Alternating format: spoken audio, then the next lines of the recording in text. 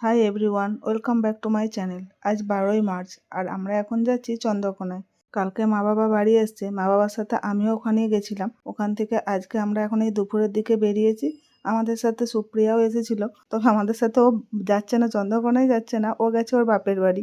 ওকে বাসে তুলে দিয়ে তারপরে আমাদের যাওয়ার কথা ছিল, কিন্তু আমরা বাস থেকে নামার পরেই দেখলাম খড়গপুর বাসটা যাচ্ছে। তো এই বিকেলের দিকে খড়গপুর বাস খুব কম থাকে, তাই আমি কোনো রিস্ক না নিয়ে বাসে উঠে গেছিলাম। তবে ও বেচারিকে আরামবাগের একাকে ফেলেই আসতে হলো আমাদের। তবে তিশা তিনাকে চন্দ্রকোনায় আজকে আমি দিতে যাচ্ছি ঠিকই, কালকে আবার আমি কলকাতায় ফিরে যাব। তবে তিশা তিনা আমার সাথে ফিরবে না, ওরা এখন চন্দ্রকোনায় 1 সপ্তাহ থাকবে, তারপরে আমি আবার পরের সপ্তাহে এসে ওদেরকে নিয়ে যাব। আজ নেক্সট ডে সন্ধ্যেবেলা তিশা তিনাকে দিয়ে এখন আমি চলে এসেছি বাড়িতে। দিব্যেন্দু রাস্তায় দাঁড়িয়েছিল, মানে বাস স্ট্যান্ডে। বাস থেকে নেমে আমি ওর সাথে স্কুটিতে এসেছি। ফিরে এসে তিশা তিনাকে ফোন করে নিয়েছি, এখন ফ্রেশও হয়ে গেছে। এরপর ভাতও বসিয়ে দিয়েছি, আস্তে আস্তে তো 8টা বেজে গেছে। এই যে ভাতটা এখানে বসিয়ে দিয়েছি, দেখি আর কি বানানো যায়, পরে ভাবছি সেটা। আর দিব্যেন্দু কালকের জন্য এখানে চিকেন নিয়ে এসেছে, এই যে এখানে রাখা আছে, পরে ওটা ধুয়ে নিচ্ছি। মা কিছু সবজিও দিয়ে দিয়েছে, সঙ্গে 2টো ডাবও দিয়ে দিয়েছে, কারণ গাছের ডাব কাটানো হয়েছিল, তো সেখান থেকে আমরা তো আজকে খেয়েছি। আর এই 2টো ডাব দিয়ে দিয়েছে দিব্যেন্দুকে দেওয়ার জন্য। এখানে কিছু সবজিও দিয়ে দিয়েছে। আর আমি একটা গাছ থেকে এঁচড় পেড়ে নিয়ে এসেছি। এঁচড়টা যদিও অনেকটাই বড়, দুজনে কতদিনে শেষ করতে পারবো কে জানে। আর এখানে একটা গাছ নিয়ে এসেছি, এই গাছটা আমারই ছিল, মাকে পরে দিয়েছিলাম। এখান থেকে যে ডালগুলো বেরিয়েছিল, তো আমারটা শেষ নষ্ট হয়ে গেছে, তাই জন্য আবার আমি ওখান থেকে নিয়ে আসলাম। আর এই পিঠেটা আমার মা বানিয়েছিল, মা পরশুদিন বানিয়েছিল। আমি ওখান থেকে নিয়ে কালকে গেছিলাম, কিছুটা খেয়েছিলাম, কিছুটা আবার এখানে এসে খাবো বলে নিয়ে এসেছি। এটা চালগুড়ি দিয়ে বানানো হয়। কালকে চন্দ্রকোনায় নিয়ে গিয়ে এটা আমি ফ্রিজে রেখে দিয়েছিলাম, আজকে আবার আসার সময় এটা বের করে নিয়ে এসেছি। এটা চালগুড়ি দিয়ে বানানো হয়, ওখানে আমাদের ওদিকে বলে এটা কলপিঠে, এখানে অন্য জায়গায় কি বলে আমি ঠিক জানি না। চলো এটাকে তাহলে এরপর ফ্রিজে ভরে দিই। দুধ দিয়ে এটা খেতে হয়, দিব্যেন্দু যদি খায় তাই জন্য নিয়ে এসেছি, আর যদি না খায় তো আমি এটাকে একটুখানি সেদ্ধ মানে গরম জলে ভাপিয়ে নিয়ে তারপরে এটা খেয়ে নেবো। দুধ দিয়ে এটা খেতে খুব ভালো লাগে। চলো এটা তাহলে ফ্রিজে ঢুকিয়ে দিই। আর একটা জিনিস দেখায়, দেখতে পাচ্ছ কি, এই একটা প্লাস্টিকে, এটা হচ্ছে গাছের লেবু। মা এটা দিয়ে দিয়েছে, কারণ গাছ থেকে সব লেবুগুলো দেখতেই পাচ্ছ সব হলুদ হলুদ হয়ে গেছে, পেকে পেকে সব পড়ে যাচ্ছে। তো মা এতগুলো লেবু দিয়ে দিয়েছে। এখন তো আমরা ঘরে দুজন, দিব্যেন্দু আর আমি, কদিন একটা লেবু কাটলে তো এখন 2 দিন হয়ে যাবে। আর প্রচণ্ড রস লেবুগুলোতে, দেখা যাক কতদিনে শেষ করতে পারি। আর আগে বাবা মা যখন এসেছিল তখন এই 3টে লেবু নিয়ে এসেছিল, 3টে নয় অনেকগুলো নিয়ে এসেছিল। তো বাবা মা তো 2 দিন তো ছিল না, একদিন তো সকালে আমরা পুজো দেবো বলে বেরিয়েছিলাম, আর একদিন হচ্ছে যে মাসিমণিদের বাড়িতে বাবা মা থেকে গেছিলো, তাই এই লেবু রয়ে গেছে। চলো এবার রান্নাটা করি। ভাতের মধ্যে তো আলু দিয়ে দিয়েছি, ফ্রিজে লাউ ডাল আছে। আর এখানে মা বাবা যখন এসেছিলো তখন ঘুষো মাছ নিয়ে এসেছিলো, এই ঘুষো মাছগুলো ভাবছি ভেজে নেব। আর আলু সেদ্ধ আর ডাল, আর এটা মেখে নেবো আর কি ঘুষো মাছগুলো। তার আগে চলো ছাদে যাই, ছাদে গিয়ে দেখি আমার গাছগুলোর কি অবস্থা। যাওয়ার আগে একটা কিছু তো বালতি টালতি নিয়ে যেতে হবে, যাতে করে জলটা দিতে পারবো। দেখি গাছগুলো দেখাচ্ছি কি অবস্থা। কাল 14 তারিখ, দোল ছিল আমার, সে ভিডিও করা হয়নি কালকে কোনো। আজকে সকাল থেকেও কাজের চাপ ছিল, দিব্যেন্দু খাওয়া দাওয়া করে অফিস চলে গেছে, রান্না বান্না আমার সব কাজই ঘরের হয়ে গেছে, আমারও ব্রেকফাস্ট করা হয়ে গেছে। এখন বাজছে 10টা 10-15।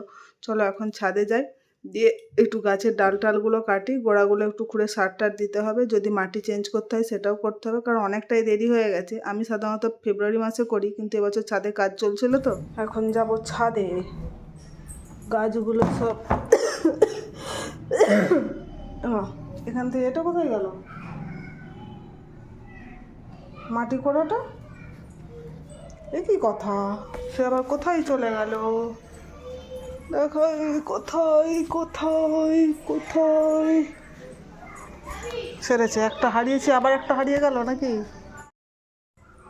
ওই তো অবশেষে পাওয়া গেল, ভাবলাম বোধহয় এটাও গেল। তখন কি করতাম, মা আবার আমাকে বকতো, শুধু হারিয়েই ফেলছিস। না যাই ছাদে। ও কাঁচিটা, কাঁচি কাঁচি কাঁচি,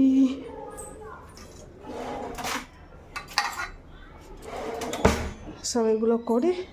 এই জিনিসগুলো ছাদে রেখে আসি, তারপরে এসে গাছের যেহেতু ডাল টাল কাটবো, তো একটু সার তো দিতেই হবে, পরে এসে সারগুলো তারপর নিয়ে যাব। আজ 15ই মার্চ। এখন আমি ছাদে চলে এসেছি। ছাদে আস্তে আস্তে আমার ওইসব গুছিয়ে নিয়ে আসতে সারটারও একবারে নিয়ে চলে আস্তে আস্তে আমার 10:30টার মতো বেজে গেছে। চলো এরপরে এই গাছগুলো একটু ডাল টাল কাটি। দেখো গাছগুলোর কি অবস্থা, এতটাই দেরি হয়ে গেছে, পাতাগুলো সব দেখো ঝরে ঝরে পড়ে যাচ্ছে বেল গাছে, আর একটা দুটো করে কুঁড়িও এসে গেছে। এই যে এখানে লোকেদের কাজ হচ্ছিল, মানে আমাদের ফ্ল্যাটেরই কোনো একটা লোকের, তাদের কাঠের কাজ হচ্ছিল, প্রায় নভেম্বর মাস থেকে শুরু হয়েছে, এখনো শেষ হওয়ার নাম নেই। তো যাই হোক, তাদের ব্যাপার সেটা। তো এবার ওই এখানেই ছাদে যেহেতু কাজ হচ্ছিল, তো কাঠের গুঁড়োগুলো আমার এই গাছের উপর পড়ছিল, তো সেই কারণে আমি গাছগুলো যত্ন করছিলাম না। তো এখন দেখছি না, ও করলে গাছগুলো আমার নষ্ট হয়ে যাবে, তাই আজকে এসেছি। তিশাতিনা তো বাড়িতে, তাই আমাকে তো কিছু কাজ করে সময় নষ্ট, মানে সময়টা কাটাতে হবে, আর ওইদিকেও যে গাছগুলো আছে ওগুলোও সব ঠিক করে নেব। চলো তাহলে শুরু করি।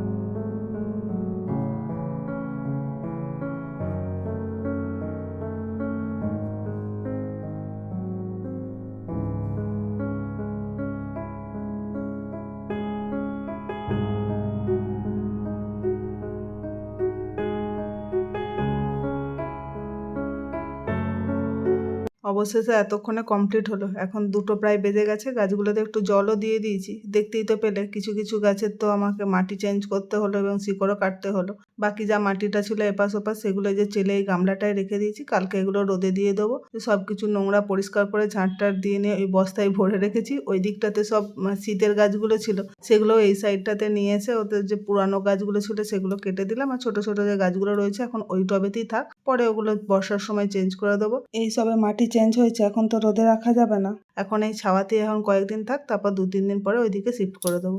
তাই এদিকটাতেই রেখে দিয়েছি, 2-4 দিন পরেতে ওই দিকটাই শিফট করে দেবো, তখন একটু রোদ পাবে, গাছের তো রোদেরও দরকার। আর কিছু গাছ নিচে জানলাতে রেখে দেওয়ার জন্য নিচে নিয়ে চলে যাব পরে। এখানে যে দুটো লঙ্কা গাছকে এই টবটায় রেখেছি, কোকোপিট দিয়ে লাগিয়েছি, ওটা বাইরের দিকে জানলাটায় ঝুলিয়ে দেবো ছোটো ঘরটায়। আর নিচে জানালায় থাকলে কেউ তুলে নিয়েও চলে যেতে পারবে না। বাইরের দিকে একটু ভালো রোদ আসে।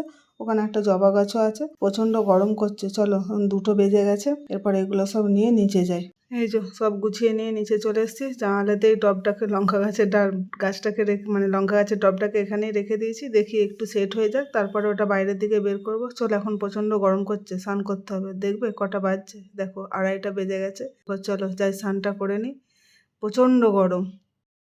স্নান করা হয়ে গেছে, কিন্তু আমার মুখের আর গলার দেখো কালার চেঞ্জ হয়ে গেছে।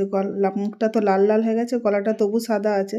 আর মুখটা থেকে মনে হচ্ছে আমার ভাপ বেরোচ্ছে। এই গালগুলোতে প্রচণ্ড তাপের মতো বেরোচ্ছে একটা। অনেকক্ষণ ধরে মুখে জল দিলাম, কিন্তু তাও গরম ভাব মানে একটা যে তাপ বেরোচ্ছে গাল থেকে, সেটা কমলো না। ভাবছিলাম একটু বরফ নেবো, তাও ভাবলাম থাক, আস্তে আস্তে কমে যাবে। আমার ভিডিও তোমাদের কেমন লাগে সেটা কমেন্ট করে জানিও। যদি ভালো লেগে থাকে তাহলে একটা লাইক করে দিও ও শেয়ার করে দিও। আর আমার চ্যানেলটাকে সাবস্ক্রাইব করে নিও প্লিজ। চলো আমি তাহলে এরপর লাঞ্চটা করে নিই। ভিডিওটা তাহলে এই পর্যন্তই, দেখা হবে নেক্সট ব্লগে। ভালো থেকো সকলে, টাটা।